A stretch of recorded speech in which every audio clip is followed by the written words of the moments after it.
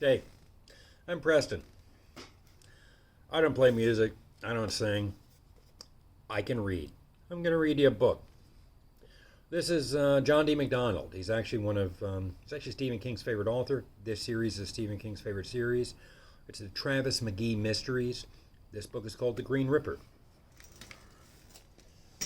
I'm Travis McGee, an artifact, genus boat bum, a pale-eyed, shambling, gangling, knuckly man, without enough unscarred hide left to make a decent lampshade. Watchful appraiser of the sandy rumpled beach ladies, creaking knight errant, yawning at the thought of the next dragon. They don't make grails the way they used to. But this time, I was going for a dragon of my own.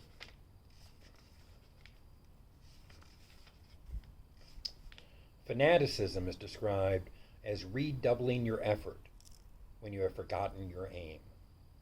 George Santayana, something like that, man. The Green Ripper, Chapter 1. Mayer came aboard the Busted Flush on a dark, wet, windy Friday afternoon in early December. I had not seen him in nearly 2 months. He looked worn and tired, and he had faded to an indoor pallor. He shucked his rain jacket and sat heavily in the biggest chair and said he wouldn't mind at all if I offered him maybe a little bourbon, one rock, a dollop of water. "Where's Gretel?" he asked as I handed him his drink. "Moved out," I said. He looked so dismayed. I quickly added that she had found herself a job, finally, way the hell and gone over in the suburb of Tamarack, west of North Lauderdale, and west of the Turnpike, out in the area of the shiny new developments and shopping plazas near University Community Hospital and Timber Run Golf Club.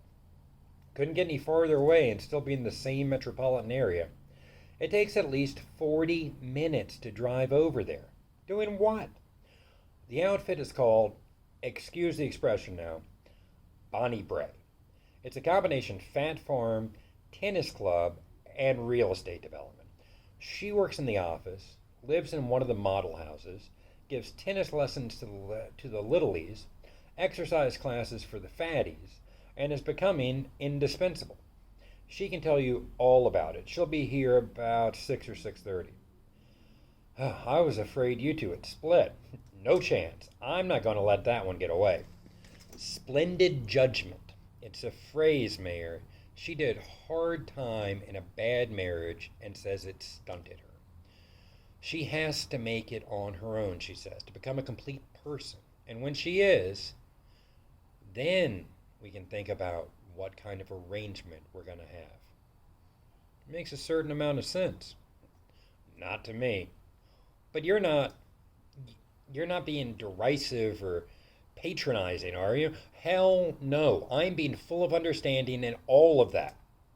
I didn't want to try and tell him what a vacuum she'd left when she packed and moved out. The houseboat was dismally empty. When I woke up, if I wanted to hear clinking sounds from the galley, I had to go make them myself. The winter boats were beginning to come down, filling up the empty berths, spewing out their splendor and elegant ladies to walk the area, shopping and smiling, providing what in times past had been like one of those commercial hatcheries where you pay a fee and catch your own trout and take it back home to cook. But Gretz had made all the pretty ladies look brittle, bloodless, and tasteless, and made the time without her seem leaden and endless. In another season, there were the girls of summer, robust and playful in their sandy ways, and now here were the winter ones, with cool sunrise in the tendered eye, fragment and speculative strolling and shopping, sailing and tanning, then making their night music and night scent, searching for something they could not quite name, but would know once they found it. "How did the conference go?" I asked. He shook a weary head. "These are bad days for an economist, my friend. We've gone past the frontiers of theory. There's nothing left but one huge ugly fact." "Which is?" "There's a debt of perhaps $2 trillion out there. owned by governments, two banks, and there's not one chance in hell it can ever be paid back. There is not enough productive capacity in the world, plus enough raw materials to provide maintenance of plant, plus enough coverage even to keep up with the mounting interest. What happens? It gets written off? He looked at me with a pitying expression. All the major world currencies will collapse. Trade will cease. Without trade, without the mechanical, scientific apparatus running, the planet won't support its 4 billion people, or perhaps even half that. Agribusiness feeds the world. Hydrocarbon utilization heats and houses and clothes the people. There will be fear, hate, anger, death, the new barbarism. There will be plague and poison. And then, the new dark ages. Should I pack? Go ahead, scoff. What the sane people and sane governments are trying to do is scuffle a little more breathing space, a little more time before the collapse. How much time we got? If nobody pushes the wrong buttons or puts a bomb under the wrong castle, I'd give us 5 more years at worst, 12 at best. What is triggering is the crisis of reduced expectations. All over the world, people are suddenly coming to realize that their children and grandchildren are going to have it worse than they did. That the trend line is down. So they want to blame somebody. They want to hoot and holler in the streets and burn something down. Well, whose side are you on? I'm one of the scufflers. Cut and paste, fix the world with paper clips and rubber bands. Are you trying to depress me, old buddy? On Pearl Harbor Day? So it is. And with each passing year, it's going to seem even more quaint. The little tin airplanes bombing the sleepy iron giants. There you go again. He yawned, and I noticed again how worn he looked. The international conference had been held in Zurich. There had been high hopes, the newspapers said, for a solution to the currency problems. But as it went on and on and on, interest could not be sustained, nor could hope. Well, how was the trip back, Mayor? I was too sound asleep to notice. Did you all just sit around and read papers to each other? Well, there was some of that, yes, but most of it was workshop, computer analysis, feed all the known unchangeable factors into the program, and then add the ones that can be changed, predictating interdependence, making the variations according to a pattern, and analyzing the shape of the world that emerges, each one a computer model. Very bright young specialists assisted. We came out all too close to the doom anticipated by the Club of Rome. No matter how we switch the data around, it comes down to this, Travis. There are too many mouths to feed. 1,300,000 more every single week. And all the people who have ever been alive on Earth, more than half are living right now. We are gnawing the planet bare, and technology can't keep pace with need. I'd never seen him more serious, or more depressed. I fixed him a fresh drink when Gretel arrived. I met her, and after a welcome kiss, she looked over my shoulder and gave a whoop of surprise and pleasure at seeing Mayor. She thrust me aside and ran into his delighted bear hug. Oh God, I forget about hugs. I miss hugs oh so much. Then she held him off at arm's length and tilted her head to give him her brown-eyed measuring stare. You look awful, she said. You look like you just got out of jail. Fairly good guess, and you look fantastic, Gretel. It goes with the job. I got sort of sloppy living on this barge, eating too much and drinking too much. Today I jogged with 4 sets of fatties. I must have done 7 miles. I've got the greatest new job. Travis was telling me all about it. You'll have to come out and let me show you around. Quite suddenly the enthusiasm had faded out of her voice. I couldn't imagine why. She gave me a quick look and looked away, and went to the galley to fix herself one of her vegetable juice cocktails. I followed her and said, Is something wrong out there? No, of course not. Hang on. Hey, Gretz, this here is me asking. I hear you asking. I think I might fall right off the wagon right now. I'm down to where I can spare a few pounds. Straight boodles and rocks, okay? When you come down off it, you come down away. She leaned against a storage locker as I fixed her drink. I looked at her, a great lithe woman who, on tiptoe, could almost look me in the eye.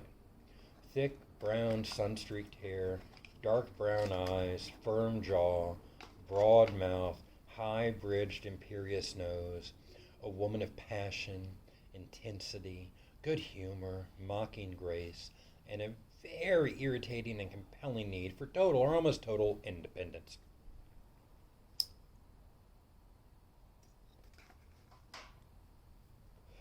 During all the lazy weeks aboard the Busted Flush, when after the death of her brother in Timber Bay, I had brought her all the way around the peninsula to Fort Lauderdale, we had arrived at last at a relationship she had decided did not threaten her freedom.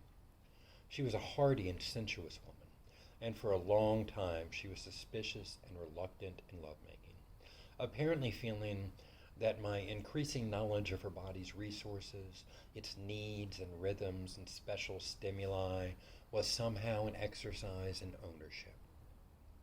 But after she decided to accept completely, she became herself, forthright, evocative, and deliciously bawdy when the mood was upon her. After she took a sip of her drink, I put fingertips under her chin, tilted it up, kissed her gently on the lips, and then said, "Whatever it is, I'd like to know, okay?" Like management trying to slip up on you blindside. She grinned. "That I can handle, McGee. What makes you think there's a blind side?" "If there isn't, what are you doing here?" She frowned into her drink. "I think I'll tell both of you. I think I could use more than one opinion." We went back in, and she sat next to Mayor on the yellow Davenport. "What it is," she said, "I think something other than what is supposed to be going on out there is going on out there." "Bonnie Bray is a front for something else?" I asked. "Not really that," she said. "I mean, it's pretty big and elaborate. Mr. Ladwig and Mr. Brofsky borrowed a fantastic amount of money to buy the land. It's 1,280 acres. There's a big stone and cypress house on it and outbuildings. It was called the Catterall Place and was empty for years while the estate was being settled. They put $500,000 into renovating the house and some of the other buildings. And they put in roads and a sewage treatment plant, water supply and all that. And they fixed the old airstrip near the barns. They're digging lakes and building and selling homes and selling building sites. We can accommodate 24 fatties in the main house at one time, feed them from the diet kitchen, and keep them busy. They pay $1,200 a week, and there's a waiting list. And there's a waiting list for membership in the tennis club, too. I mean, without knowing all the financial details, I'd say it's going very well. Mr. Ludwig and Mr. Rafowski have both built houses for themselves in the best part of the development, where the lots have to be 2 acres each. And Mr. Morris Slater, the manager, has a new house near theirs. There are 25 or 30 new houses occupied, and room for an awful lot more, of course. Hang on. Sorry, smoke break, man. There's some staff quarters in the back of the main house, because it's sort of like a small hotel or hospital. There's a nice flavor. I mean, it's a good place to work. We have some laughs. People get along. Her voice trailed off, and she sipped and frowned. "And now something doesn't seem right?" Mayor asked, prompting her. She smiled and leaned back. "Maybe I was lied to for too many years. Husband Billy was a world champion class liar. Brother John wasn't exactly clumsy at it." "What's my rating?" I asked. "All the returns aren't in. What I'm saying, maybe I get suspicious when there's no real need." "We've got the whole evening, my dear," Mayor said. "If we're all patient, it'll probably get to the point sooner or later." I guess I'm dragging my feet because it sounds so weird, I hate to even mention it. Last week, I had a bunch of fatties down by the barns in the middle of the morning, making them do exercises, when a pretty little blue airplane landed on our strip. When I went back to the office, I asked Mr. Slater who had come in, and he said that it was somebody to see Mr. Ladwig. He didn't know what about. I asked because sometimes a buyer flies in, and when they buy something, it means more paperwork for me. Now we come to the coincidence part. I woke up real early the next morning, It was brisk and clear. The model house I'm living in is about a half mile from the office. A couple of days before, I lost a pen I liked very much while leading a group jogging. So I put on a heavy sweater and went out to retrace our route, thinking maybe I could find it in the grass. I was over by the airstrip searching near a patch of palmetto when I heard a motor. For a moment, I thought it was a plane, and then I stepped out almost into the path of Herman Ladwig's Toyota going cross country. It's like a Land Rover, tall and open with winches and things, and huge tires. It's white with red trim. Mr. Ladwig was driving, and it startled him as much as it did me, I guess. I dodged back, and I was on the passenger side of it as it went by, so the face of the man riding with Mr. Ladwig was not more than a yard away from me. I saw him very, very clearly, and I know in that split second I had seen him before. He looked right at me, and I saw the flicker of his recognition. He knew me too. But I couldn't remember where or when. All I could remember was that it had been an unpleasant experience. You can describe him? Oh, sure. Big, but not fat. Big boned. About 40, maybe a little less. Kind of a round face, with all his features sort of small and centered in the middle of all that face. Wispy, blonde hair, cut quite short. No visible eyebrows or eyelashes. Lots and lots of pits and craters in his cheeks, from terrible acne when he was young. Little mouth, little pale eyes, girlish little nose. He was wearing a khaki jacket over a white turtleneck. He was holding on to the side of the passenger door because of the rough ride. His hands are very big and, well, brutal looking. Mayer said, "It doesn't sound as if there could be two like that. But it's possible, of course. Maybe his change of expression was not recognition, but surprise at seeing somebody pop up like that. No, he knew me, because I remembered 2 nights ago in the middle of the night where I'd seen him. As soon as I remembered, I knew it was the same man. 5 years ago, Billy's sister, my kid's sister-in-law, Mitzi, disappeared. The family was frantic. She'd been in school up near San Francisco. She had just taken her things and gone away. Billy got time off from work and went up to San Francisco and nosed around and found out she'd been hanging around with some kids who were connected with a religious called, damn, it'll come to me, the Unification Church, the Moonies, Mayer asked. She shook her head. Hare Krishna, Scientology, Children of God, the Jesus People, the Church of Armageddon. She stopped him and said, "That's close, that last one. It's like Apocalypse. Wait a minute. Apocrypha, the Church of the Apocrypha." Very interesting, Mary said. "What's an apocrypha?" I asked. "It's plural," he said. 14 books or chapters, which are sort of an appendix to the Old Testament and are not acceptable to the establishment. Seldom printed, they are bloody, merciless, and some say divinely inspired. Authorship unsubstantiated. I suspect that a religion based upon them would be severe indeed. A postcard finally came from Mitzi, Gretel said. It was mailed from Ukiah, California. It was to her mother, father, her 2 brothers, and me. All it said was, "Remember that I will always love you, but I will never see you again in this life."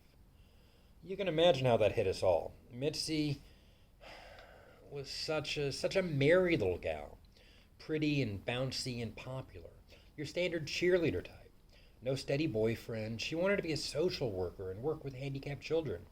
Anyway, her father hired an investigator, and he located an encampment of the Church of the Apocrypha about 20 miles southwest of Ukiah, off in the woods. He tried to get in to find out if Mitzi was there, but he couldn't learn a thing. Just about that time, her father, my father-in-law, had a stroke, a severe one. His right side was totally paralyzed, and he couldn't speak or understand what anyone said. He died of pneumonia about 4 months later. Billy's younger brother was working in Iran, so when he could, Billy and I drove up to the encampment, using the map the investigator had marked. There were little winding roads, and finally we came to the private no trespassing signs he told us about, and the wire gate across the road. A young boy came out of a lean-to. He wore a dirty white smock, and he was trying to grow a beard. We said we wanted to visit Miriam Howard, Mitzi Howard. He nodded and walked away up the curving road behind the wire gate and out of sight. We waited and waited and waited. Billy got very angry. I had to keep talking him out of going over the gate. It was over an hour before that man came down the road. That same man. He was 5 years younger, of course. He wore a white tunic with a Chinese collar and white trousers tucked into shiny black boots. He came right to the high fence and looked us over very carefully. He completely ignored the angry questions Billy was shouting at him. Finally, he spoke to us. There was so little movement of his lips. It was as if he were a ventriloquist. He had a soft little voice. I am Brother Titus. I am an elder of the Church of the Apocrypha. You are inquiring about someone we now know as Sister Aquila. She has asked me to tell you that she is quite happy here, and she does not wish to see you or anyone from her previous life. Billy demanded to see her. He swore at Titus. It had no effect. He said it wasn't possible, not now, not ever. She was happy in her new life, he said. Billy said he was going to see his sister Mitzi, and if it took a court order for a conservatorship, he would get it. He'd gotten that information from the investigator. Brother Titus thought for a little while and told us to wait. In 20 minutes, a little crowd of them, about 9 or 10, came down to the gate. We didn't see Brother Titus again. The people ranged in age from, I would guess, 16 to 25. 3 or 4 girls and the rest boys. At first, they thought they had come without Mitzi, and then we recognized her. It was a shock. She had become such a worn, skinny, subdued little thing. She wore a dirty white smock, and she had some kind of serious rash on her face and throat and arms. They looked badly chapped. The smock was too big for her. All of them had exactly the same look. It's hard to describe, sort of bland and smug and glassy. They stood very close to her as she stood at the gate. She said, "Hello, Billy." "Hello, Gretel. I don't know how you found me, but I'm sorry you did." Billy said, "What have they done to you, Mitzi?" She said, "My name is Sister Aquila now. They have made me very happy. I am full of peace and happiness and the love of God. Please don't ever try to find me again. Tell Mama and Papa I'm happy here, happier than I've ever been before." Billy said, "You better come home. Papa's had a very bad stroke. Things are in terrible shape. We all need you." She didn't turn a hair. She looked at him with that contented half smile and said, "All of that is in my previous life. It has nothing to do with me now. My life is here. Go away, please. God bless you." They all turned and went up the hill together. So close together they made each other stumble from time to time. They all had exactly that same look. It took the heart right out of Billy. "Did he make another try?" Mayer asked. Billy did. He went up there several weeks later, but they told him she was gone. They said she had been called to another place in the service of the Lord. If it wasn't for the stroke, maybe the family would have taken some kind of action through the courts. But money was scarce, and God knows, Billy and I couldn't finance a court order and deprogramming her and all that. The brother came back from Iran about 6 months before Billy ran out on me. Carl, his name is. He couldn't understand why he couldn't get her away from those people. He wasn't here. He couldn't know how it was. He lives in Houston now. At least he did last I heard. And their mother lives with him and his wife. "So you saw Brother Titus here last week?" I said.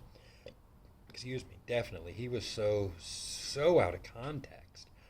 It took a while to remember where I'd seen him before, but I'm positive. Trav, there's another thing that seems odd. After they went by me, they headed for the airstrip, and a little later, that blue plane took off. I saw it take off and head west. When Mr. Ladwig drove back home, he drove on the road. Why did he take Brother Titus in such a roundabout way? Was it because Titus didn't want to be seen by anybody? Maybe he was showing him some land. Maybe the church wants to set up an encampment here," I said. "Where there isn't any available?" "That place sold months ago." "To whom?" Mayer asked. "To some kind of foreign syndicate. Headquartered in Brussels. I was told they plan to put up a hotel club where members can come for the holidays in the States. They took 20 undeveloped acres over on our western boundary near the airstrip." "For foreign members of the Church of the Apocrypha?" Mayer asked with a sweet smile. "Oh, no," Gretel looked horrified. "Mr. Ladwig said Mr. Brofsky and Mr. Slater would have fits. It can't be that, really, could it, Trav? Could that crop—" "Not at the price they're probably getting out of there. $225,000. was a special price because of no roads or water supply or sewer. Maybe your brother Titus left the church, I suggested. Maybe he's into real estate. That has the status of a religion in South Florida. She didn't laugh. She was scowling. I keep thinking of Mitzi. Her hands were grubby, and her hair was caked with dirt. She had sores on her ankles. She looked exhausted. I'm damn well going to find out exactly what that man is doing around here, and it can't be anything good. You two are well matched, Mayer said.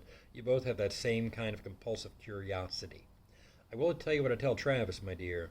Proceed with caution. The world is full of damp rocks with some very strange creatures hiding under them. Herm Ladwig is an old honey bear, she said. He would not be involved in anything tricky or dirty, and if I can think of the right way to ask him, he'll tell me what's going on. The next time we looked at Mayer, we found he'd fallen asleep in his chair. He would bitterly resent our leaving him like that, so we stirred him awake.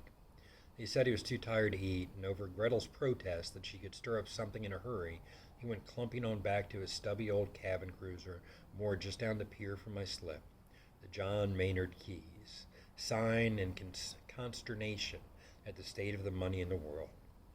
We buttoned up the busted flush, Gretel kicking off her shoes and hung herself around my neck and grinned into my face and said, well, will it be before or after the crab meat feast? I'm going to fix us.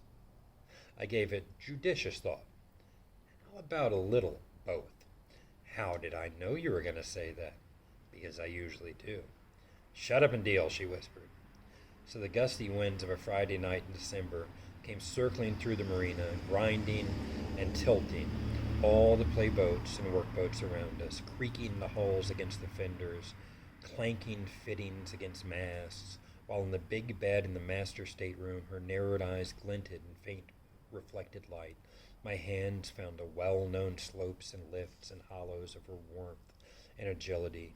We played the games of delay and anticipation, of teasing and waiting, until we went past the boundaries of willed restraint and came into a mounting rush that seemed to seek an even greater closeness than the paired loins could provide. And then subsided with the outdoor wind making breathing sounds against the superstructure of the old barge-type houseboat, and the faint swing and dip of the hull seeming to echo at a slower pace the love-making just ended, with neither of us knowing or guessing that it was the very last night, with neither of us able to endure that knowledge, had we been told. Well, that's chapter 1. I'll do chapter 2 another time. Love y'all.